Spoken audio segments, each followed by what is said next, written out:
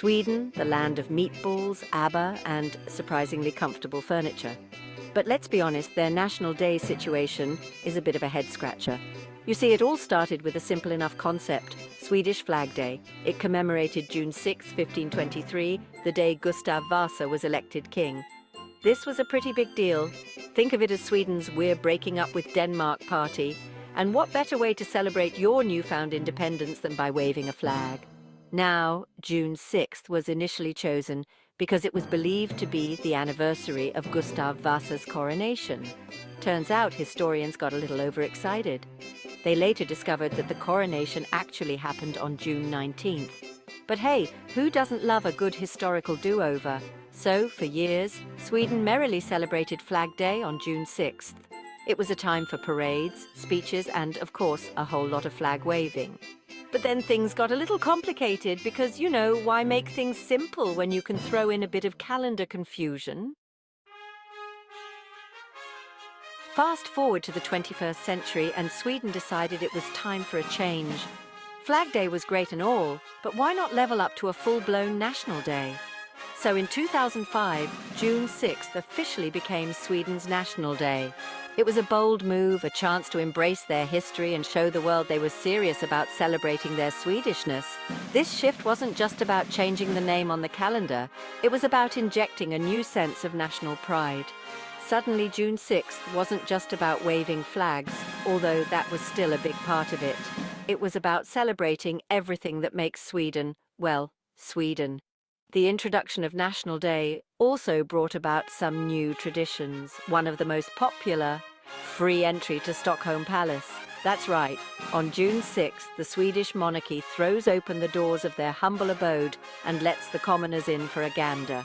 It's like a giant open house, but with fancier hats and possibly some lingonberry jam involved. Now I know what you're thinking. Free palace entry, that's worth celebrating. And you're not wrong. Every year, thousands of Swedes and tourists alike flock to Stockholm Palace to take advantage of this National Day perk.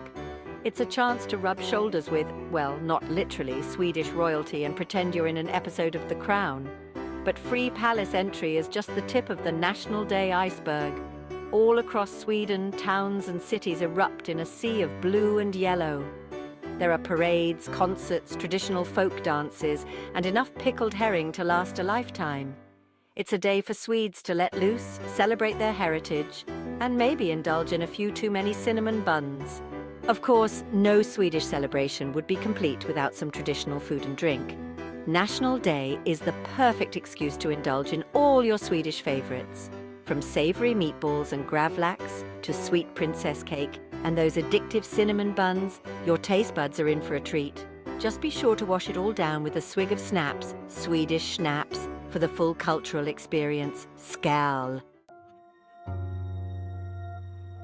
But amidst all the festivities, there's still that lingering question. Are they celebrating on the right day? Should Sweden stick with tradition and keep National Day on June 6th, even if it's technically off by a couple of weeks? Or should they embrace historical accuracy and move the party to June 19th? It's a tough call. On the one hand, tradition is important. It connects Swedes to their past and provides a sense of continuity. Plus, let's be honest, changing the date of a national holiday is a logistical nightmare. Can you imagine the chaos? The rescheduled picnics, the confused tourists, the sheer volume of unused party hats. On the other hand, there's something to be said for historical accuracy. After all, wouldn't it be more meaningful to celebrate Gustav Vasa's election on the actual anniversary of the event? Imagine the smug satisfaction of knowing you're celebrating on the correct date, while the rest of the world is 2 weeks behind.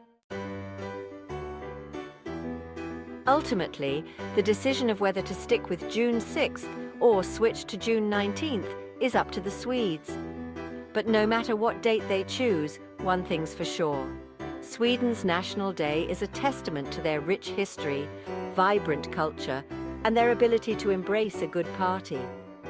So, raise a glass, or a cinnamon bun, to Sweden, a country that knows how to celebrate its past, present and future, even if they're still figuring out the exact date. Skål!